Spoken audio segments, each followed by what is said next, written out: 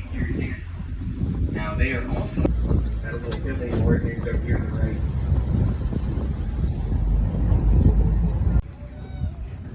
The American, there aren't going to be any crocodiles for all these big lizards we see today. They are going to be alligators.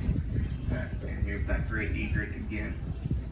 The alligator is actually the largest reptile in North America.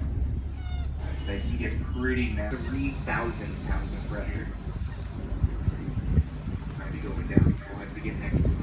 Yeah, there we go.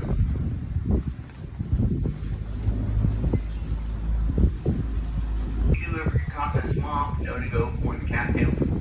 Most of the edible portions of the plant are actually found in the root system.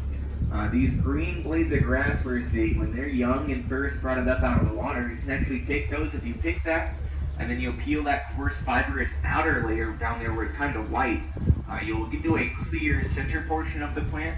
And if you treat that, Carry grandma down.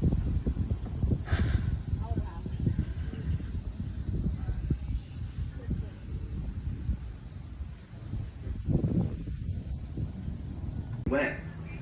And it's a whole different way to think the sign. There's another one out in the water too.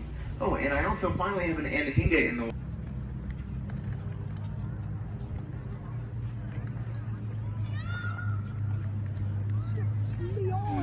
Yeah.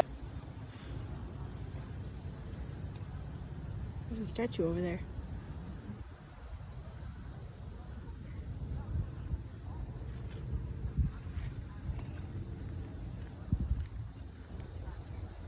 Where? Oh yeah.